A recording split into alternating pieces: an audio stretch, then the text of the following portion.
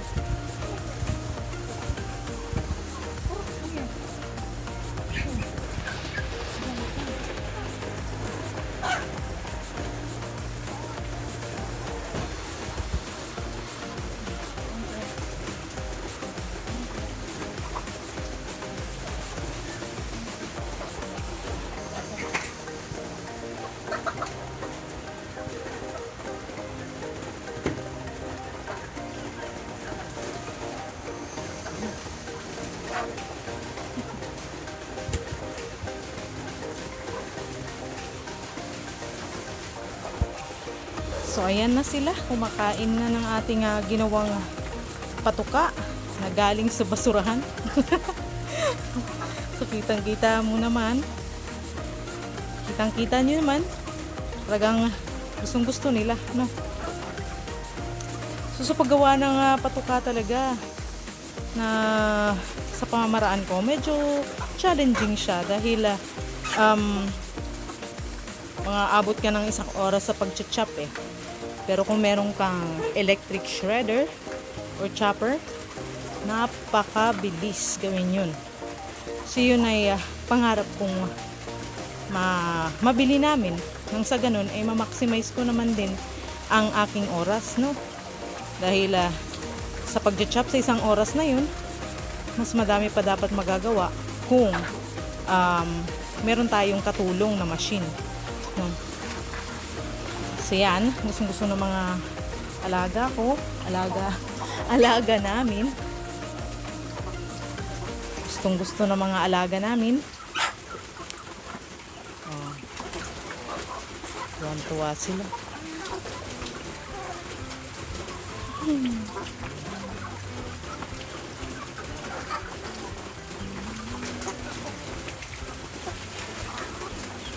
Wala nang sawa itong mga ulan.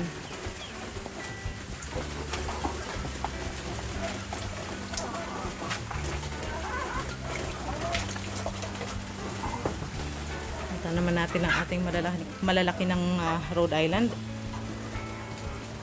So July na ngayon. Mga ano na to sila? 7 months na rin. Oh. 7 8 months na to sila. Kasi January namin to nabili eh. Maliliit pa sila nun. Ngayon nakikinabang na kami sa paisa-isa nilang itlog kada araw. At ito nga nakakalungkot dahil may mga daga din dito sa aming paligid. Ayan. Walang iya. Naunahan kami dyan ng daga. Yung shell na lang natira. So, isa rin yan sa problema dito na dapat ay masolusyonan namin. Yung pagdami ng daga ngayong panahon na ito. May mga cats naman kami. Pero, yun nga. Hindi naman lahat kasi na mahuhuli ng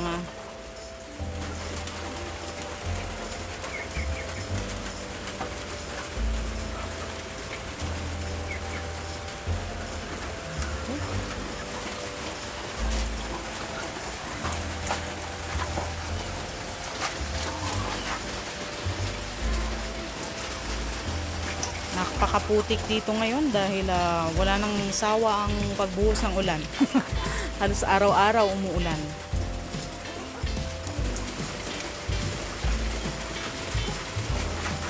At kapag ganyang maulan, talaga naman ang sakit ng mga manok ay nandyan. Nakaraan pa lang natake ng Coryza. And actually, ganun pa rin siguro kahit ngayon dahil napapansin ko may ibang mga sinisipon-sipon pa rin.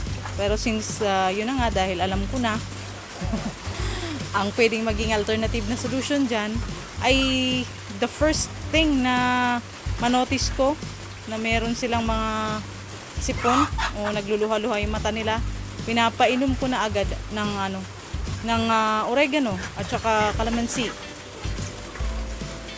Punasan na rin natin ng sukat asin. Sukat asin. Pinapahiran na rin natin nung tinimplahang suka ng kanilang mata. And actually, may time din pinapainom ko na rin sila ng ganun, ng tinimplahang suka. Alternative na gamot lang para hindi na tayo bibili.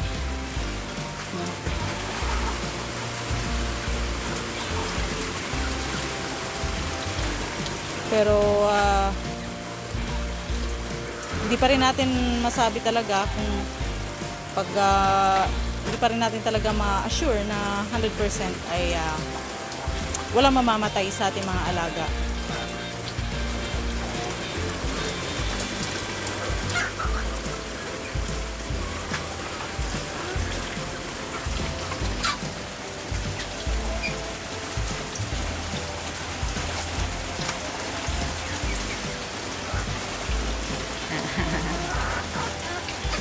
Shout out sa ating walang sawang taga-suporta sa ating maliit na channel, kay Half Freddy's Treasure, kay Benji Ang Mini Farm, kay at Bongo TV Vlog,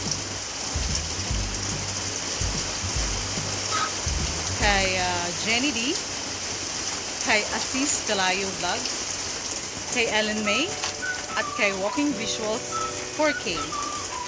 Maraming salamat. So, napakaliking tulong, no?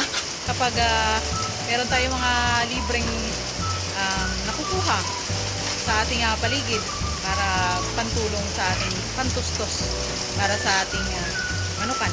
No? Libre lang yun dahil galing na sa basurahan. Pero kahit basura ay napapakinabangan pa rin.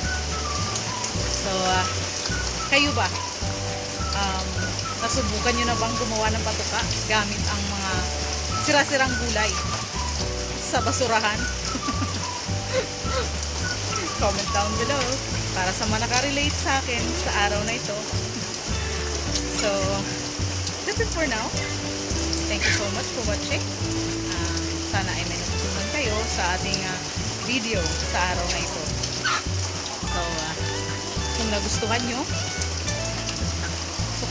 nyo video natin sa araw na ito, please like, comment kayo dyan, share nyo na rin, and don't forget to subscribe. Let's roll!